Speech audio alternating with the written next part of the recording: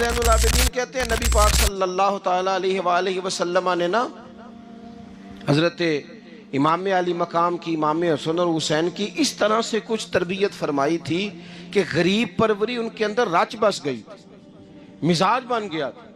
وہ غربا بیٹھے تھے دسترخوان بچھائے سڑک کے کنارے، تو امام حسین گزرے تو انہوں نے آواز دی، امام صاحب روک گئے، کہنے لگے حضور تھوڑی روٹی نہیں کھا لیتے ہمارے ساتھ؟ تو امام صاحب آ گئے، نیچے بیٹھ گئے غریبوں کے ساتھ۔ کوئی جرت کرے نا، چلو امیروں نے تو غریبوں کے ساتھ بیٹھنے کی جرت نہیں کرنی، کوئی پیر ہی بیٹھ جائے غریبوں کے ساتھ، وہی مہربانی کر دے کہ میں پیر صاحب ہوں، قبلہ ہوں، تو میں ہی چلو لنگر کھا لوں مریدوں کے ساتھ بیٹھ کے۔ ہماری تو محفلوں میں بھی نا جی، نعت خوانوں کا، مولویوں کا، دوسروں کا کھانا اور ہوتا ہے، اور غریب آدمی کو شاپر میں چاول ڈال کے دیتے ہیں اور ساتھ اسے کہتے ہیں یہ لنگر شریف ہے۔ بھئی اگر یہ شریف ہے، تبرک ہے، تو اے پیر صاحب نو نہیں سی لنگدا، اڑتا ہے گلے میں لنگر ان کو؟ یہ لنگر شریف جو ہے یہ نعت خواں کو بھی تو گزرنا تبرک ہے کہ نہیں؟ ہاں نہ تو کرو نا، تو جیڑی زیادہ تبرک والی شے ہے وہ پیرانو بھی تو کھانی چاہیے نا، نعت خواں کو بھی اس کے لیے لہدہ سے مرغ مسلم اعلیٰ کھانے۔ میں اکثر دوستوں سے کہتا ہوں چلو میلاد شریف پہ صحیح سب کے لیے اچھا کھانا پکاؤ، چلو جس غریبوں کے بچوں کو بیچاروں کو سارا سال وہ بوٹیوں کے لیے لڑتے ہیں، تم میلاد پہ اچھی روٹی پکا دو، تو بچہ جب کھائے گا نا بہت ساریاں بوٹیاں اور چاول، اور اپنے ابا سے پوچھے گا کہ ابا جی آج کی گل ہے، بڑا گوشت پہ لبد ہے، تو ہو سکتا ہے غریب باپ روئی پڑے اور اسے کہے پتر تو آج راج راج کے کھاج ساڑھے نبی پاک دا میلاد شریف ہے۔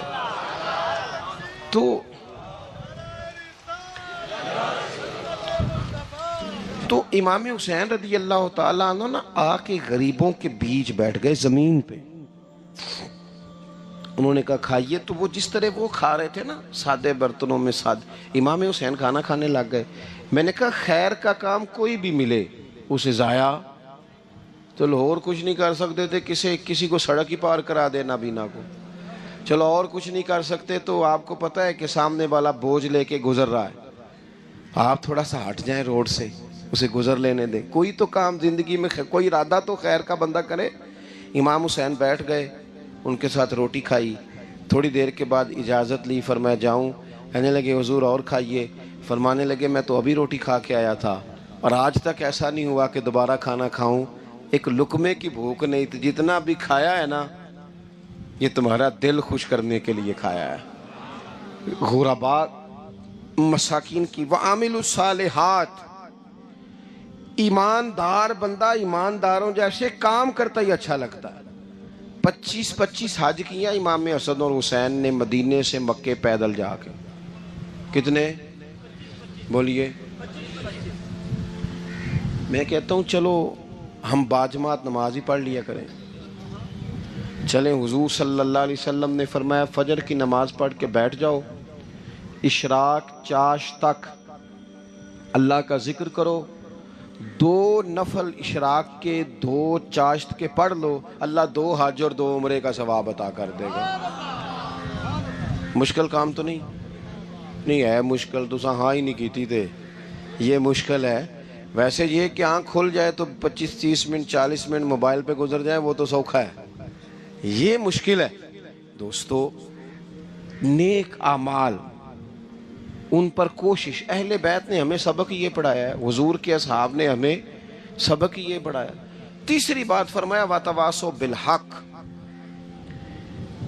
صرف یہ نہیں کہ تم نماز پڑھ کے تو بیٹھ جاؤ، تم نے نا بے نمازی کو نماز کی دعوت بھی دینی ہے، مظلوم پر ظلم ہوتا رہے اور کونے میں چپ کر کے بیٹھے نہیں رہنا، بلکہ اگر ہاتھ پکڑا جا سکتا ہے تو ظالم کا ہاتھ پکڑنا ہے۔ نبی پاک علیہ الصلوۃ والسلام نے فرمایا اپنے بھائی کی مدد کرو چاہے وہ ظالم ہو یا مظلوم ہو، بھائی کی مدد کرو چاہے ظالم ہو یا مظلوم ہو۔ تو صحابہ نے عرض کی یا رسول اللہ صلی اللہ تعالیٰ علیہ وسلم یہ مظلوم کی مدد تو سمجھ میں آتی ہے، یہ ظالم کی مدد کیسے کریں؟ نہیں سمجھ آ رہی ہے آپ کو بات کی؟ یا رسول اللہ صلی اللہ تعالی علیہ وسلم، مظلوم کے ساتھ کھڑا ہونا تو ہماری عقل میں آ گیا، تو ظالم کی مدد کیسے کرنی ہے؟ تو نبی پاک صلی اللہ تعالی علیہ وسلم نے فرمایا ظالم کو ظلم کرنے سے روک دو، تم نے اس کی مدد کر دی، اسے باز کرو۔ لیکن ہم تو اتنی جرت ہی نہیں رکھتے بدی کو بدی کہنے کی، اتنی طاقت ہی نہیں ہوتی، جھوٹ کو جھوٹ کہنے کی ہمت۔ ہمارے گھر میں سارا کچھ ہو رہا ہوتا ہے، ہمیں پتہ ہوتا ہے کہ فلاں جگہ پہ ہمارا قبیلہ ہماری برادری غلط ہے، پر اتنی جرت کرتے، ہم سچ بولتے ضرور ہیں پر دوسروں کے بارے میں، اپنے بارے میں سچ بولنے کو تیار نہیں ہوتے۔ جرت کا مظاہرہ کریں، زندگی میں حق کو حق کہنا سیکھیں، غلط کو غلط کہنا سیکھیں، جھوٹ کو جھوٹ کہیں، بدی کو بدی کہیں، سچائی کا ساتھ دیں ہمیشہ۔ ہم نے جب تک دیکھو نا، ظلم ہوتا رہے، زیادتی ہوتی رہے، اپنا دروازہ اندر سے بند کر لو، پتر باہر نہ جانا، کیوں جی باہر اس پہ ظلم ہو رہا ہے، ان کے گھر آگ لگی ہے، کوئی ہمارے گھر تو نہیں نہ لگی۔ یاد رکھنا، پڑوسیوں کی آگ نہ بجھاؤ گے تو اپنے گھر بھی آ جائے گی۔ اگر مظلوم کا ہاتھ نہیں پکڑو گے تو ظالم دلیر ہو جائے گا۔ اور ہمارے جتنے بھی بزرگ گزرے انہوں نے ظالموں کو ظالم کہا۔ امام احمد بن حنبل نے جیل کاٹی، امام اعظم ابو حنیفہ نے جیل کاٹی۔ آج کل لوگ کہتے ہیں مولانا صاحب آپ نے نا جناب غلط کو غلط نہیں کہنا، سیاست کی بات نہیں کرنی۔ کیوں جی، کس لیے نہیں کرنی؟ سیاست تو تدبیر کا نام ہے۔ بنو اسرائیل میں جتنی بھی تدبیر ہوتی تھی وہ سارے انبیاء کیا کرتے تھے، کیوں نہ بات کریں؟ یہ جن کرسیوں پہ آج تم نے ظالموں جابروں کو بٹھایا، یہ کرسی تو حضرت ابوبکر صدیق جیسے لوگوں کی ہے، یہ تو حضرت عمر جیسے لوگوں کی سیٹ ہے، حضرت عثمان غنی جیسے لوگوں کا کام ہے، مولا علی جیسے لوگوں کا کام ہے۔ غلط جگہوں پہ غلط لوگ بٹھا دی اور پھر جھوٹے کو جھوٹا بھی نہ کہیں، ظالم کو ظالم بھی نہ کہیں۔ ہم سے نہ رقم ہوں گے قصیدے یزید کے، کیونکہ ہم لوگ تو حسین کے سیرت نگار ہیں۔ یہ کیا بات ہوئی، آپ سچی بات ہی نہ کریں؟ کلمہ حق کہیں، ہمیشہ کھری بات کہیں، سچی، گرچہ اپنا نقصان ہو، حق کے ساتھ کھڑے ہونا سیکھیں۔ وَتَوَاصَوْا بِالْحَقِّ، ساری آسانی تھی، امام حسین کو کوئی مسئلہ نہیں تھا، آرام سے بیٹھے تھے۔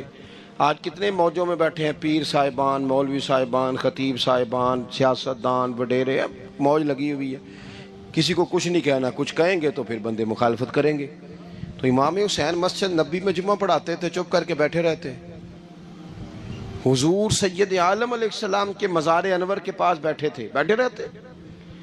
لیکن امام حسین نے فرمایا ظالم حکمران بنے تو وہ قوموں کو تکلیف دیتے ہیں، وہ ملی نقصان کرتے ہیں، وہ امت کا چہرہ مہرہ بگاڑ کے رکھ دیتے ہیں، لہذا کھڑے ہونا پڑتا ہے، کلمہ حق کہنا پڑتا ہے، الہے کلمت الحق کے لیے نکلنا پڑتا ہے۔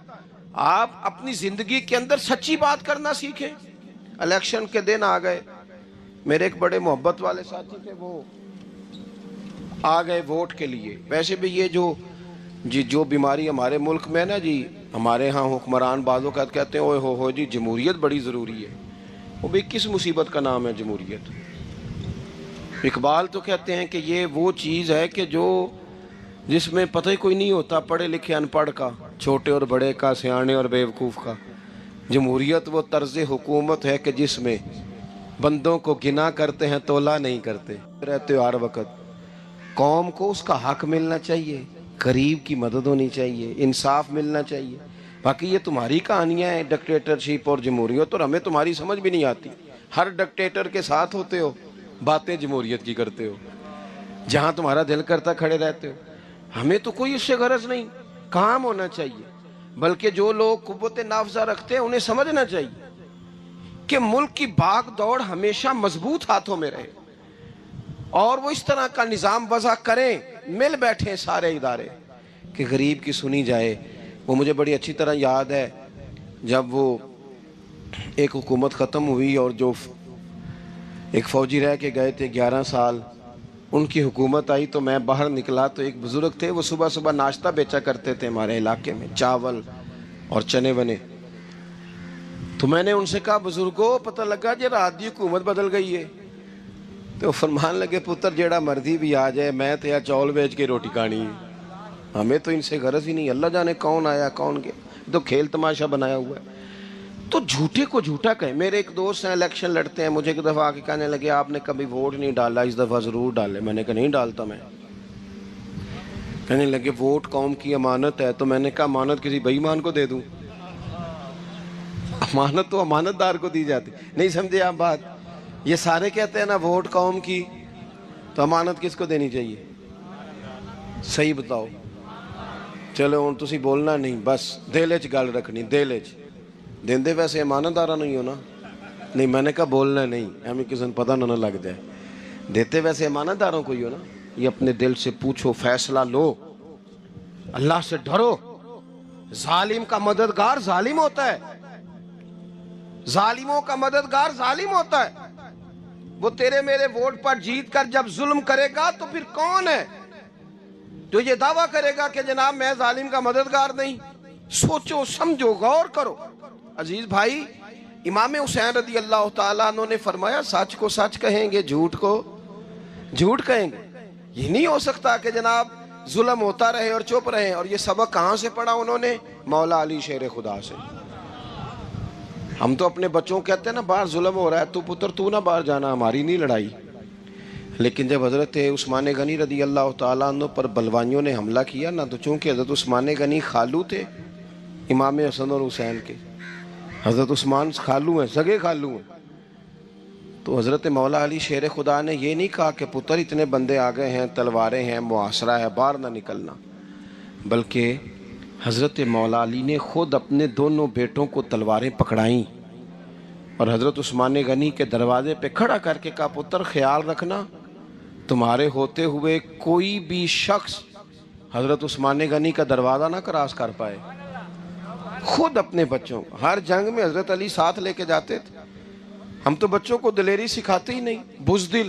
اور کچھ ہمیں بابے مل گئے, وہ کہندے منڈے نو سایا ہے. میں کہ بابے نو آپ سایا ہے, انہوں بھی کرو دم کراؤ. اس کو نظری سایہ آتا ہے. کیسے نادانوں سے پالا پڑ گیا. کیا ہوتا ہے وہ سایہ؟ اچھے بھلے سیانے نوجوان بتی بند کر کے اندر لیٹا ہوا بچہ ہے, بابے نو بابا کہہ گیا انہوں سایہ ہے. بابا کہڑا کہہ گیا جیڑا باہر روٹی لین آیا سی, بھی ایڈی پہنچی سرکار ہوندی تے ٹکر ہی گھر کھا لیندی. لوگوں کے قسمت کا حال بتاتا ہے, اپنی اتنی خراب ہے کہ مانگتا پھرتا ہے. کیا مذاق بنایا ہم نے اپنے ساتھ. تھوڑے سمجھدار ہو جائیں, ہر بندے کی بات کا اثر قبول نہ کیا کریں. مومن کے پاس طاقتیں ہوتی ہیں, جو جدھر لگاتا ہے چپ کر کے لگ جاتے ہو. ان الذین قالوا ربنا اللہ ثم استقاموا تتنزل علیہم الملائکہ. اللہ کہتا ہے تو ڈٹنا سیکھ, رب کا نام لے کے ڈٹ جا, رب تیری مدد کے لیے فرشتے بھی نازل کر دے گا. کہیں کھڑے ہونا سیکھیں, جس کا جو من آتا ہے وہ تباہی کر کے گزر جاتا ہے, بالکل قطن نہیں.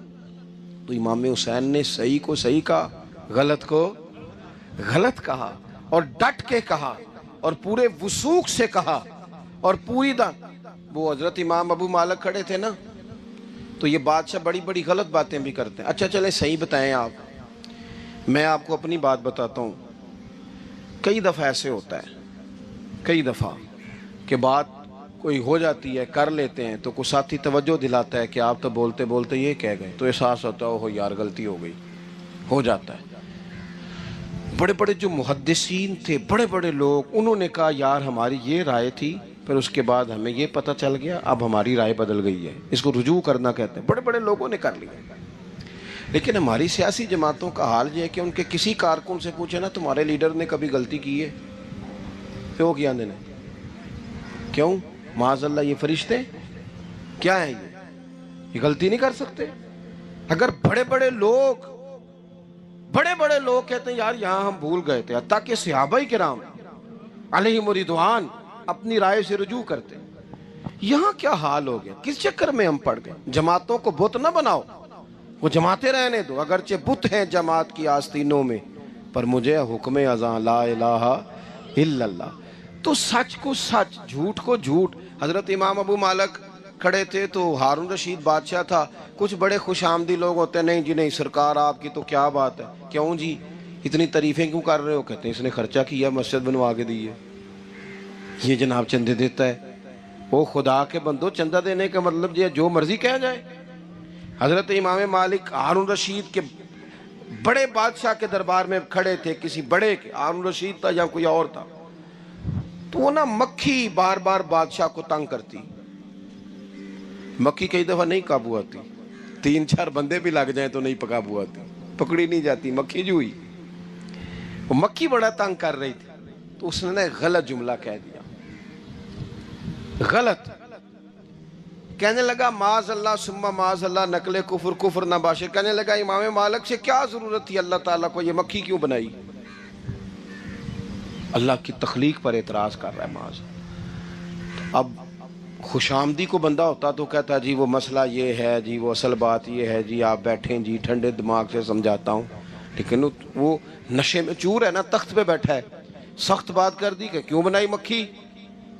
تو امام صاحب اٹھ کے کھڑے ہو گئے, ہاتھ میں چھڑی پکڑی تھی, زور سے زمین پہ ماری, فرمانے لگے یہ مکھی نا اللہ نے تیرے جیسے لوگوں کا غرور توڑنے کے لیے بنائی ہے کہ سنبھالی تو تم سے مکھی بھی نہیں جاتی تو دعوے بڑے کرتے ہو. یہ تیرے جیسے بندوں کا غرور توڑنے کو بنائی ہے. چپ کر گیا, کہنے لگا حضور غلطی ہو گئی تھی, آئندہ نہیں کروں گا.